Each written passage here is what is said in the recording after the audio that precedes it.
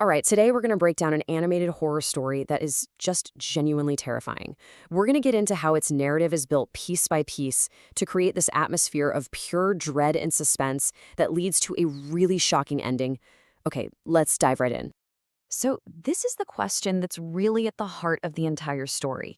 It immediately sets this dark, foreboding tone and just hooks you right into a world where piety and sin are about to collide in the most brutal way you can imagine. Our story kicks off where so many great horror stories do, in a place that's supposed to be a sanctuary. We're at St. Mary's Secret Heart Church in Kolkata, which is a training center for young nuns. And this is where we meet our main character, a 22-year-old woman named Maria. Now, what's so cool about this is the tension the story creates right off the bat. So, Mother Superior Agnes introduces Maria as God's special child, someone destined for service. But the other nuns, they see something totally different. You hear them whispering, she looks strange, and one of them says, it's like she was forced to be here. That conflict is there from moment one. And this is the image of Maria that just sticks with you. She doesn't make eye contact, her face is just a mask of this deep, deep sadness. The source material even describes her as having deep, sunken eyes, which, is that classic visual cue that something dark is lurking just under the surface. It's unsettling right from the get-go. Okay, so let's move into the next phase and see how this all builds up. That initial creepy feeling doesn't stay quiet for long. It escalates really fast from this subtle mystery into clear, undeniable, and honestly, terrifying events. See, the story doesn't just throw the horror at you. It's smart, it builds it methodically. First, a nun hears Maria muttering during prayer, but it's in a deep man's voice. Then she's found contorted in a chair, her body twisted up like a rubber doll. This all leads to this shocking, brutal attack where she just lunges at Mother Superior and literally chews the flesh from her arm. And then, the final proof, she starts speaking in all these different voices, in languages she couldn't possibly know. At this point, the case for demonic possession feels pretty solid.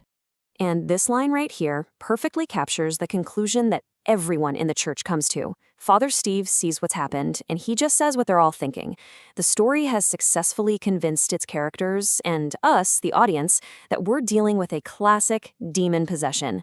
So, of course, they try to fix the problem with the only tool they think they have, an exorcism. But this moment is a huge turning point, because the attempt to cast out the demon doesn't just fail. It actually makes everything so much worse. It proves they're dealing with something way beyond their control. Let's just walk through this failed attempt. Father Steve leads the prayers, he sprinkles Maria with holy water, she screams, collapses, and for a second it looks like it worked. But the holy water leaves these awful blisters on her skin, like she's been burned with acid. They get 2 days of quiet, and then she relapses hard. Her hunger becomes ravenous, almost animalistic, and those multiple voices come roaring back. The cure was just a pause button, and whatever's inside her is still there, and maybe even stronger. With that first exorcism being a total disaster, the stakes are just completely raised. The local priests are way out of their depth. So this is the moment the story brings in the expert, right? The specialist exorcist, Father Adamont. His arrival tells us we're heading for the final and most dangerous showdown. And here it is. This is the section where the entire story just pivots. What we all thought was a story about some random demon taking over a girl's body is about to be revealed as something way more personal, way more tragic, and honestly, far more human. This is the story's big, shocking climax. So the scene is set for this final battle. Maria is tied to a chair. The room is full of candles, crosses. The smell of holy water is in the air. Father Adamon starts the ritual, and the thing inside Maria just responds with absolute fury, screaming in different languages as the ground literally starts to crack.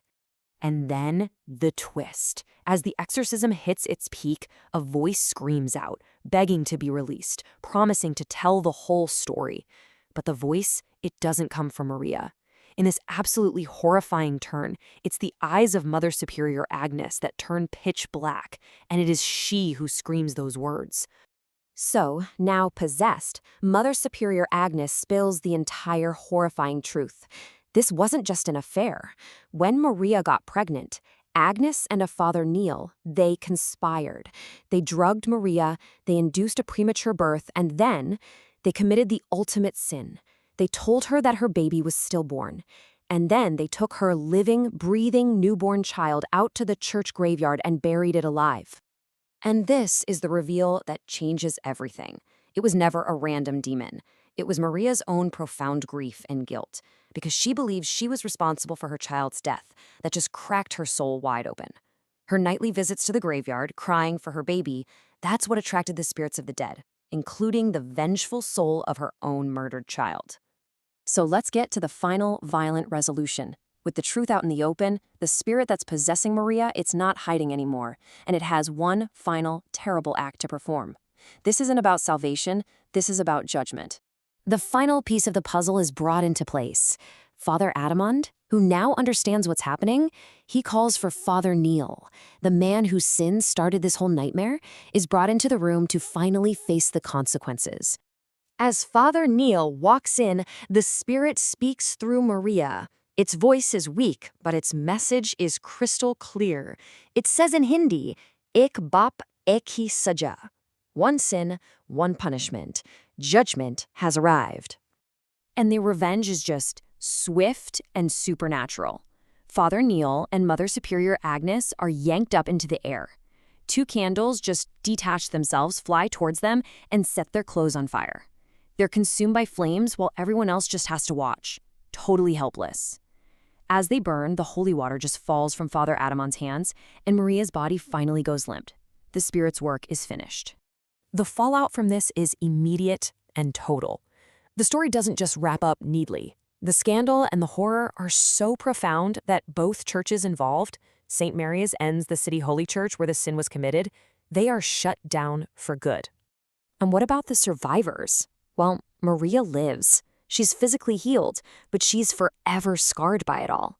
The story says that she and the exorcist, Father Adamond, are left with a memory so horrific that it still haunts them, a nightmare they can never really escape. And that leaves us with this final question to think about. I mean, yes, the story shows us a supernatural spirit, but its power is pulled directly from the most intense human emotions you can have: guilt, grief, and this desperate, desperate need for justice. So was this really the work of a demon from hell? Or was it just the inevitable, fiery consequence of a hell that humans created all on their own?